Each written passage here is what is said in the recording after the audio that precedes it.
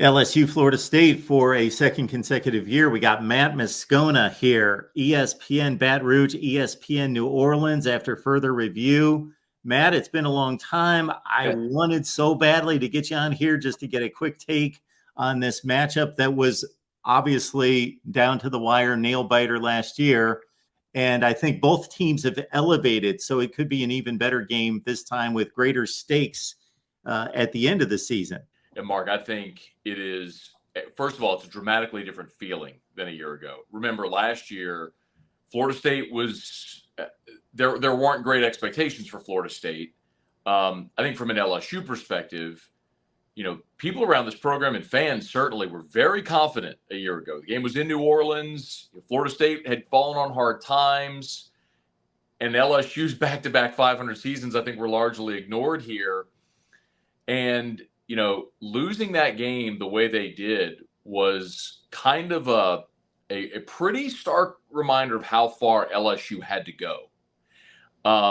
So the fact that both teams went on to have 10-win seasons, won their bowl games in Orlando, and now enter this season top 10, there's a lot of nervous energy here this week, Mark. It's a sharp contrast from a year ago where there was a ton of confidence. Now it's hey, if you're really going to be a national championship contender, you got to win this game, because if you don't, you've left yourself no margin for error. We know there's never been a 2-loss team make the playoff. It's difficult, Matt, for me to separate these two teams, even starting by the two quarterbacks. They're similar in so many ways, and then filtering through wide receiver cores and everything. It's difficult to separate these teams. I do think that LSU's offensive line and all the growth that those young pups experienced throughout last season is major in them controlling the line of scrimmage, obviously, and then allowing the playmakers to do what they do.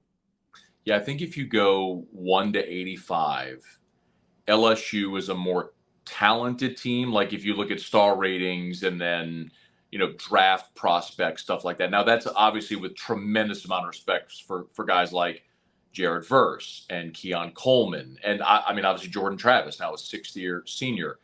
But 1 to 85, LSU is probably a more talented team. But Florida State has a ton of experience. They return more production than any team in college football. So there's a little bit of that. But I do like what you said there, Mark. And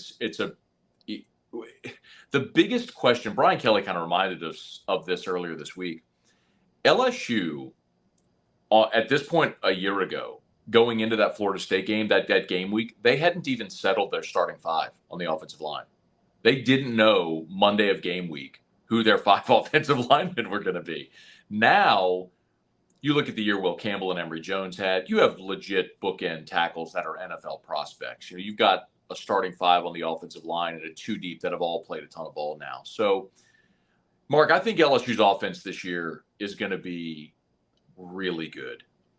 They have got shocker. LSU's got really good receivers. Right? They've always had really good receivers, but they got 8 scholarship running backs. They're 2 deep on the offensive line at every position. They got a fifth-year quarterback that started every game of his college career. This offense should be really good. And it's, Florida State's going to have a tough time handling this offense, but I think every defense is going to have a tough time with this offense. The big question for LSU, Mark, is going to be the other side of the ball.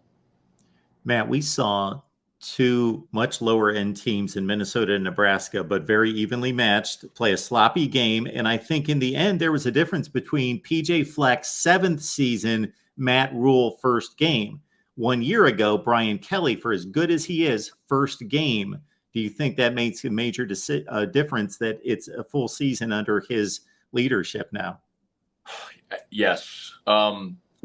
Just to illustrate that a little bit, when Brian Kelly was hired, one of the first things he did is he implemented this daily accountability exam, for lack of a better word, where every player had to fill out this accountability form.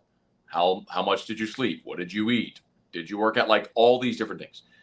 And that was a standard expectation in his program. Well, a year ago, he was having to remind everybody and teach them all what the expectations were. Now it's second nature. So yes, I think that is an absolute fair point, that there's just a lot more comfort. Jaden Daniels said this week he feels 20 times better and more comfortable than he did a year ago. Now, I don't think you can get 20 times the production. If you did, that would dust even Joe Burrow's season, which that's not going to happen.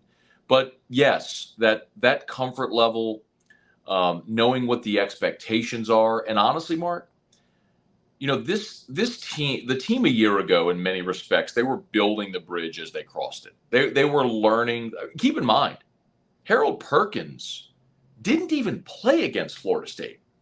He had one tackle, I think it was on special teams. He hadn't even figured in to the defense yet. Now he's, ESPN put out their list of the top 100 players in college football. He's number 4 on the list. Guy wasn't even playing at this point. So, yes, they know their personnel. The personnel knows the coaches, the expectations. It's a dramatically different feel than it was a year ago. Matt, you mentioned the defensive concerns.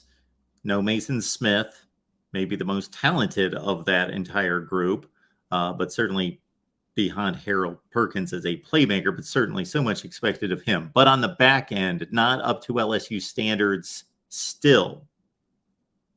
Right, and that's the real question. So, Mason Smith, I'm sure you've talked about it on your channel, Mark. The whole thing is just, in the NIL era, the fact that we're suspending a kid for getting paid for autographs, like 3 weeks before NIL went live, is weird. But listen, they don't have another Mason Smith, right? There is no, the sum of the parts is not as great as the whole. Yeah, you don't have another one of them. But what LSU did in the transfer portal this year was they went and signed 4 dudes who have played major college football, defensive tackle, and have all played a ton of ball. So they've got a really good rotation. And Mekhi Wingo had an All-America year a season ago. So their front 7, I think, is going to be dramatically improved, even from a unit that was pretty good a year ago. But you mentioned the secondary, and you're right.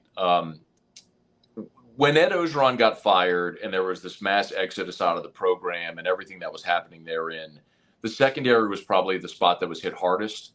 And so Brian Kelly, just to be competitive last year, had to go get a bunch of transfers. And he did, and they played pretty well.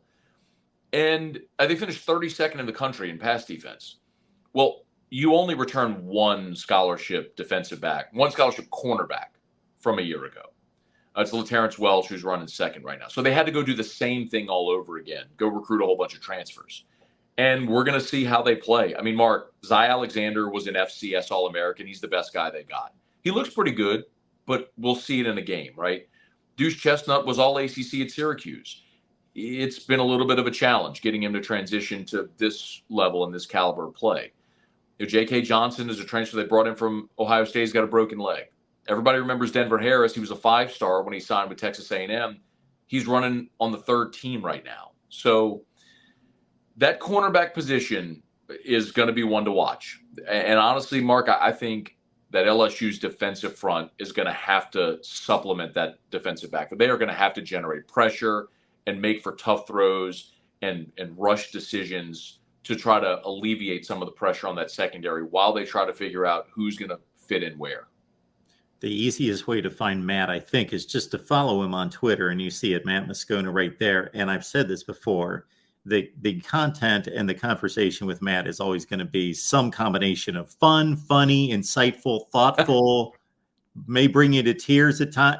Any of that or all of that at any time, it is worth it. So get there, follow Matt. Matt, we know you're running around at 100 miles an hour. We appreciate you stopping by. Always my pleasure, Mark. Looking forward to visiting again as the season goes along.